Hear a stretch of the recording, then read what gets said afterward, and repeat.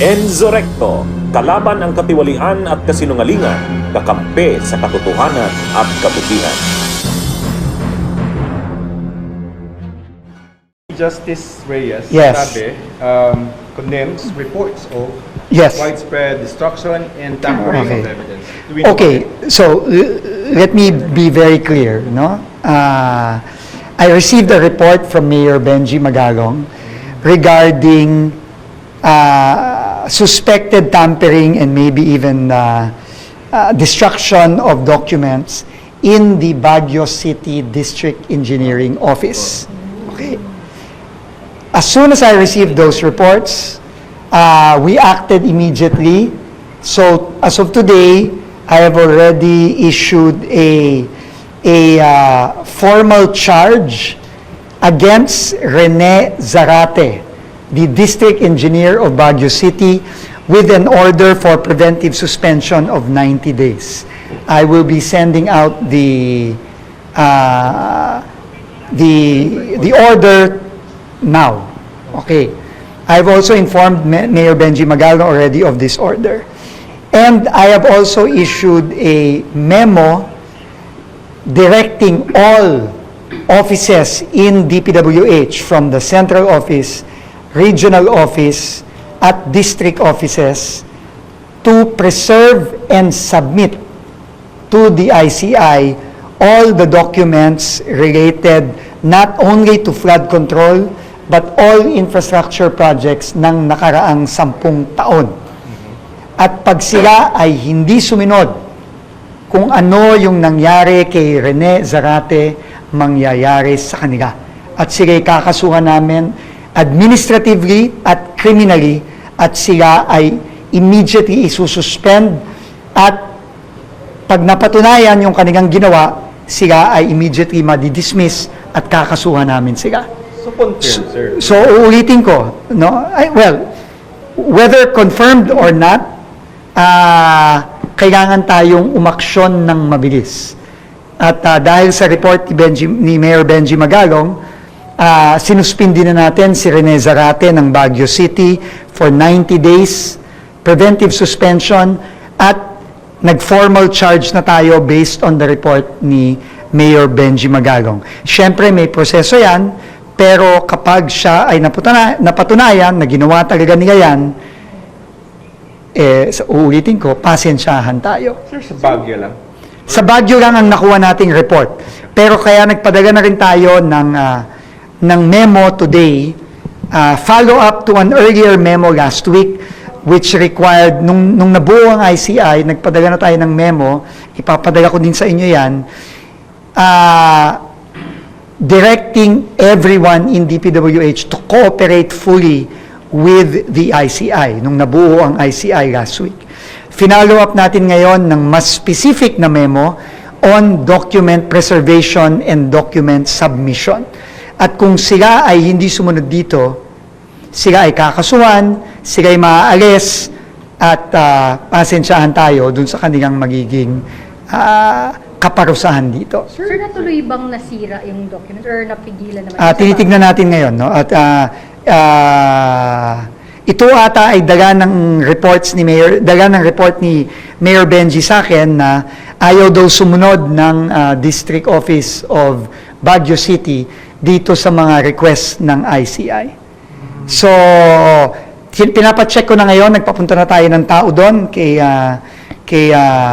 General Ato Bisnar, na recommended na natin na maging incoming USEC, pero hindi pa lang lumalabas ang kanilang mga appointments.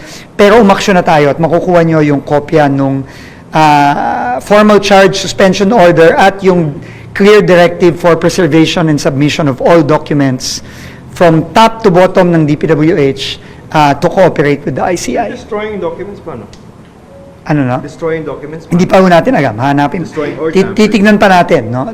Yun ang report sa atin ni Mayor Benji Magalong at kailangan nating aksyonan agad yan. Sir, di ba nakaka-worry yan? Baka mamaya... Siyempre, nakaka-worry. I mean, not only in Baguio. Kasi Siyempre nakaka-worry at in-expect na rin natin to, pero sa dami ng district offices at siguro naman alam ninyo na as of now officially nag-iisa pa lang ako dito sa DPWH, no? Wala pang ibang na-appoint except sa akin. So, kailangan talaga umaksyon tayo ng mabilis dito. Pero, sinasabihan ko na lahat ng mga taga-DPWH from central office, regional office at district office.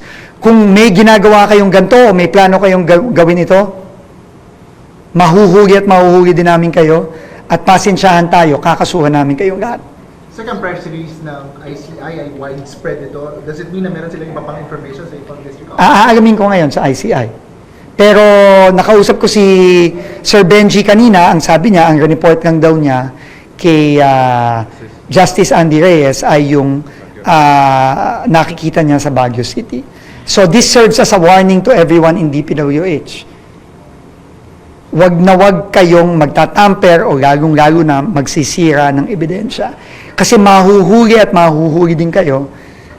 At pasensyahan tayo. Yung nangyari na at mangyayari kay Rene Zarate na DE ng Baguio City, mangyayari din sa inyo.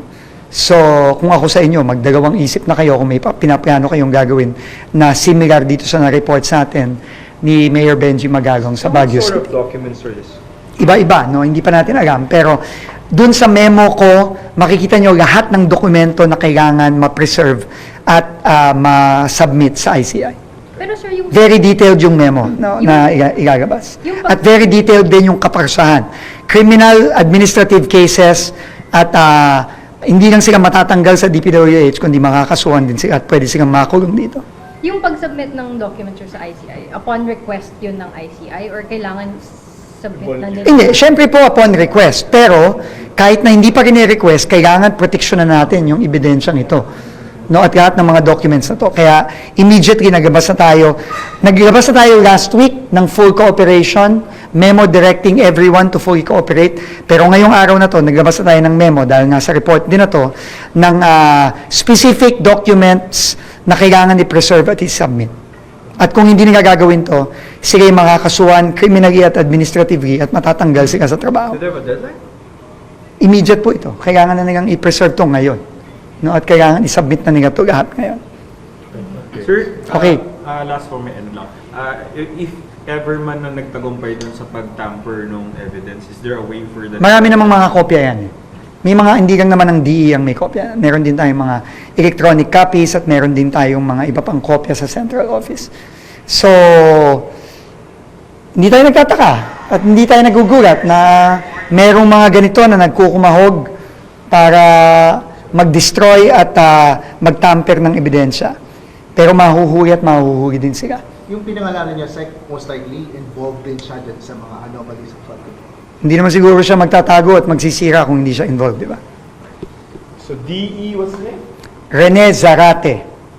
First district, ay tama ba? There's only one district at office in Sa Baguio. Baguio ba talaga? May pangamba ka ba na worst scenario na yung iba susunugin yung opisina nila? Posible yan. Kaya nga kailangan talagang hopefully makasama ko na yung ating mga bagong mga appointees, no? Sa lalong madaling panahon para talagang makagalaw na kami dito ng maayos at mabilis. Appointees, ilang tao yung tinitingnan yung dadalhin sa department and sino yung initial names? Well, we've given the initial names already. So you have them already. I don't need to repeat them anymore. Pero I think hindi ko kulang ng mga 10 tao initially. At meron pa tayong mga papasok na iba. Kailan natin yung ma-expect na? Maghihintay tayo. Hopefully this week na. Sir, sa'yo ko lang na-lift yung AMLAC. So they're frozen. Nag-lift? Hindi, ibig sabihin ililift ko lang yung soundbite. I-lift. Sorry. Kaya ko nag-lift na. Kinakabahan naman ako sa inyo. Kaya ko nag-lift na yung So amount. 592 plus 20. Plus 135. Okay, so 592 plus 135 plus 27 insurance policies. 73. Yun ang ating running tally as of today. At Could be dadami more, pa no? ng definitely. It will definitely be more. Kasi isang kaso pa lang yun. Oh, amang. Wala pa. Hindi ko pa nakakausap ang AMLC at aalamin ko pa kung ano ang pwede nating i-disclose sa publiko at hindi. The ownership? I mean, you would ask you before. Again, tatanungin natin sa AMLC. Wala pa akong detalye as of now. Okay. Thank you. Ladies and Bunyog, halika na kasama ka.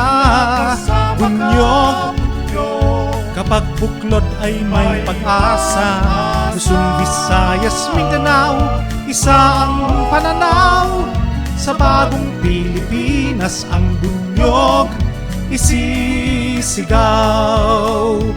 Bunyog